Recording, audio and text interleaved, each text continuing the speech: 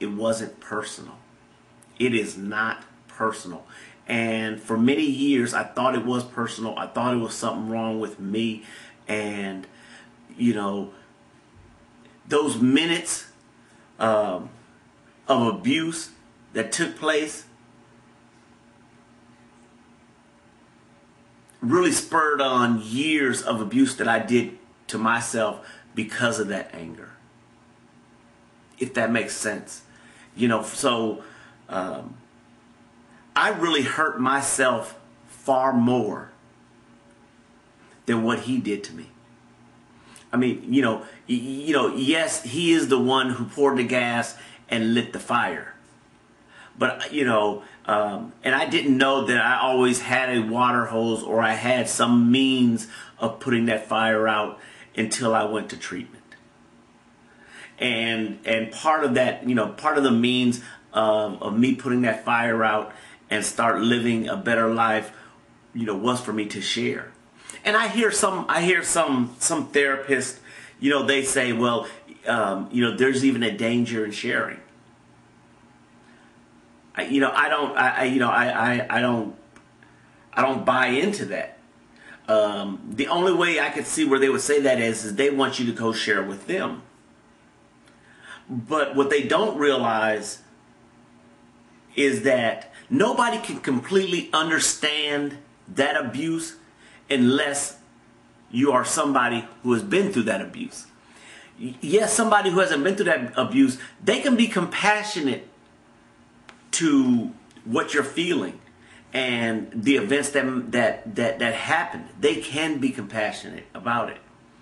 But for me, I needed to hear from somebody who knew what I had been through, who felt the pain and the guilt and all the other feelings that went along with being abused, the loneliness, the living in your head, all of those things. For somebody who's been through it, we understand. And a lot of times when I talk to people that are abused, they don't have to finish their sentences. We can finish it for them because we know we lived through that. So, and which I believe that therapists are very helpful. They are definitely needed. But, one of my suggestions would be to do both. Because I remember when I would always drink and drug, I was one of those drunks that would get drunk and then say, and have the pity party. Nobody loves me. Nobody understands me. Nobody cares about me. And that wasn't the case. And once I did find, a group of people that went through the same thing I went through, then that argument that I always had about nobody understanding me, it wasn't there anymore. Because some of the things they would share about, I would say, that's exactly how I felt. Abusers, people that have been abused or people that are victims, like we are, our feelings are all the same. Of course, there are going to be some variables. The facts are going to be a little bit different. But the hurt and the pain that went along with that and the abuse that we do to ourselves even after the fact, that's all the same. That's why I always say that, that there is a solution. That's the greatest part. The other good part is that it takes somebody like me to help somebody like you. It takes somebody like you to help somebody like me. Because I know for sure, without a doubt, that you know what I feel. You know the pain. And, it's hard to find anybody else that we truly believe that knows us.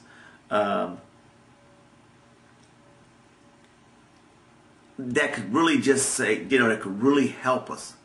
Therapists can give us tools and make suggestions, but when you talk to somebody who's actually been through the abuse, it's a different confidence level that you have in them. So that's why today, for me, I accept what happened to me. And that's the other part is too, you have to have that forgiveness and you have to have that acceptance. And, the next part, I'll deal with the acceptance part.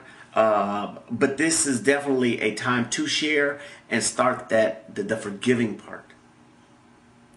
Once you make that decision that you want to get past it, because I've also seen a lot of people that enjoy the pity and the miserable feelings that goes along with being a victim. After years and years of staying in that mode, they're real comfortable. Then they can blame all of their disappointments, all of the mishaps in life. They can blame it all on that, and that becomes their scapegoat. But one thing I know for sure is that there is happiness, that there is freedom after abuse, and it all starts from a willingness to start down that path.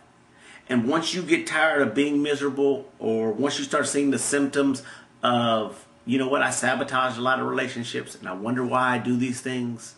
Once you start realizing all those things and you make a decision and say, you know what, I want to be happy. I want to be joyous and free today.